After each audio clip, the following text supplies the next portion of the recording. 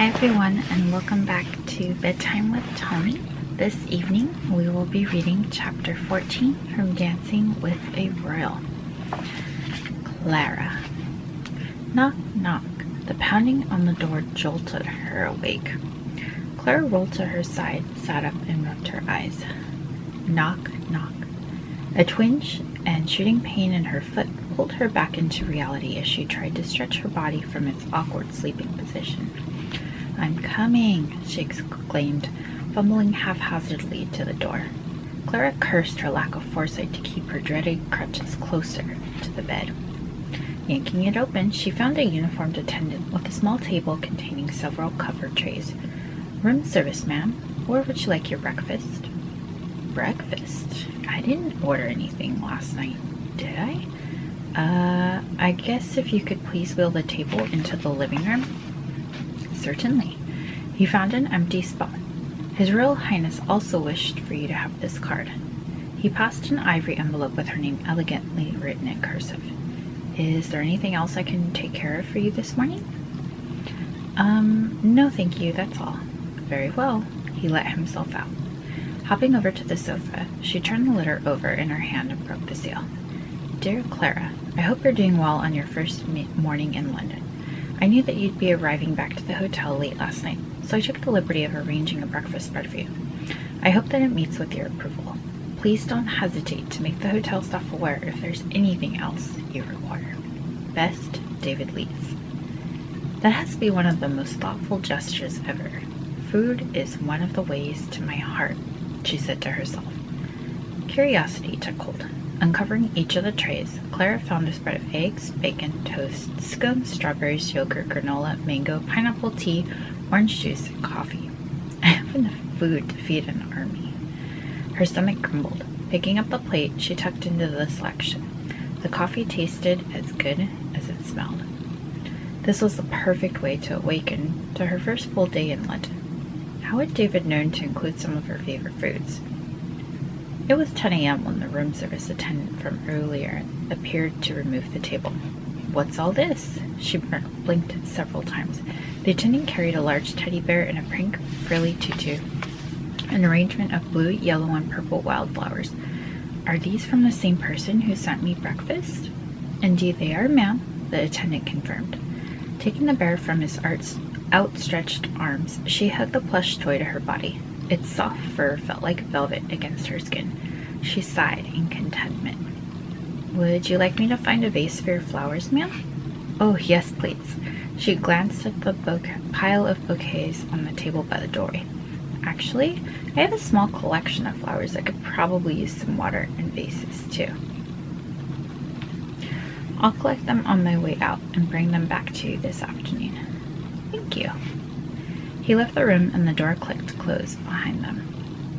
"Now, just what am I going to do with you?" she mused, speaking to the teddy bear. "The bed? The sofa? Ultimately setting on the sofa, Clara took note of the second card attached to the bear's tutu. Opening the identical ivory white card, she read, "Dear Clara, by now I hope you've enjoyed your breakfast and are having a little lie-in. It slipped my mind yesterday, but when I offered the services of my driver to you, I realized that you might not have a means of contacting me. I've taken the liberty of jotting down a few mobile numbers you might find of use." A separate piece of paper had the numbers for Michael the driver, Dr. Evans, the hotel, and David himself.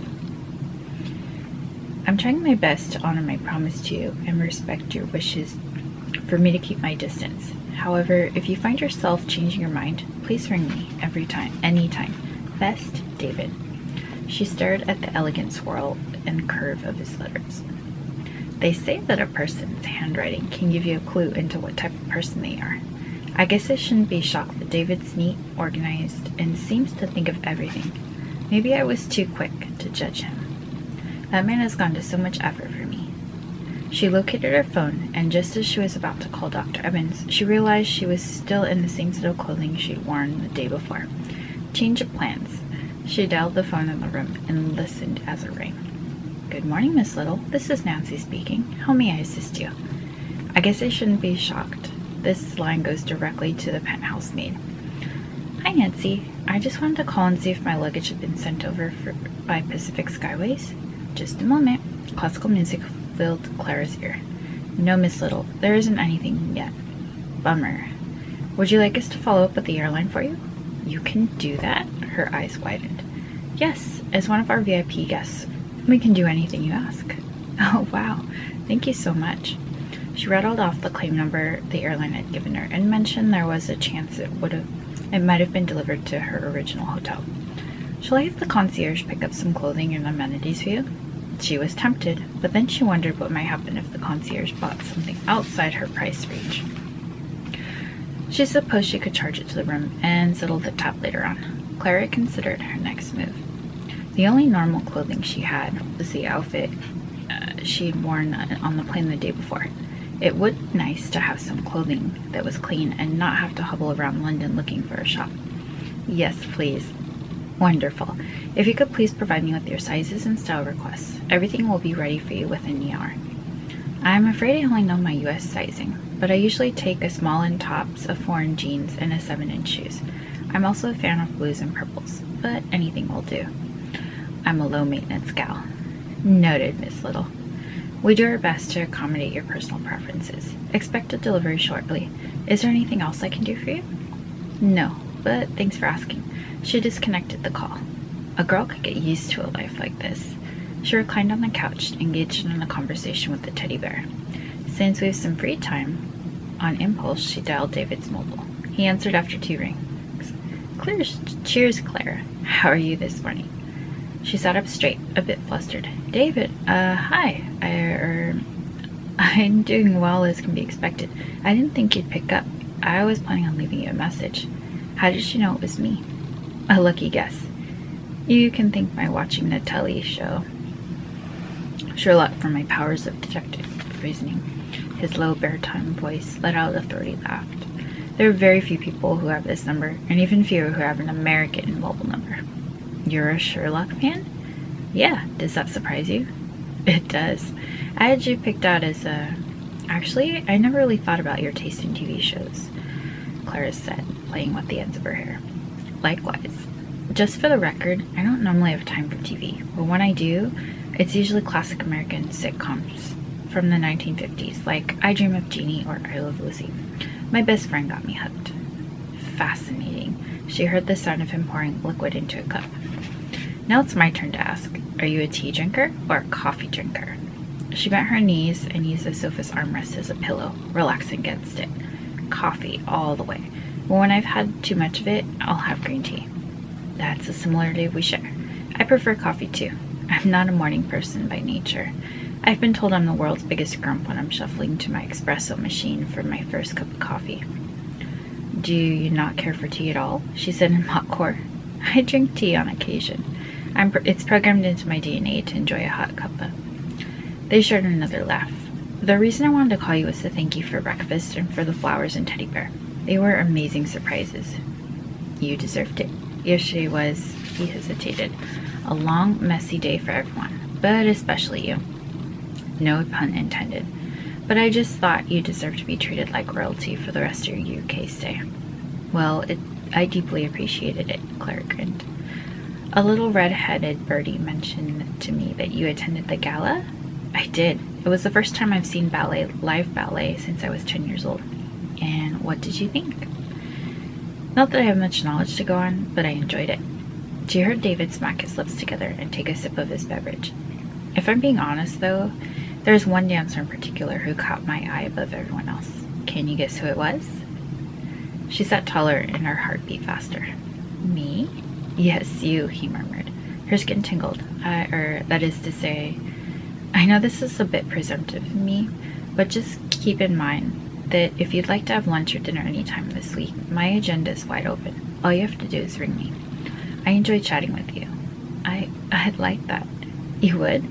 Yes. A small smile tugged at her lips. I realized that I might have been a little bit too quick to jump to conclusions about you being a royal. Her cheeks warmed. It's not lost on me that you're trying hard to impress me, so I thought I'd give you the benefit of the doubt to prove to me you're just another guy. Well, brilliant. She heard the sound of him knocking something over. Oh, bollocks. Is everything okay? Yeah, I just spilled my coffee all over my trousers. Knock, knock. There's someone at the door. I better get going. I'll figure everything out with you after I meet with Dr. Evans. You're in good hands with him, and remember, if there's anything you need, don't hesitate to ask.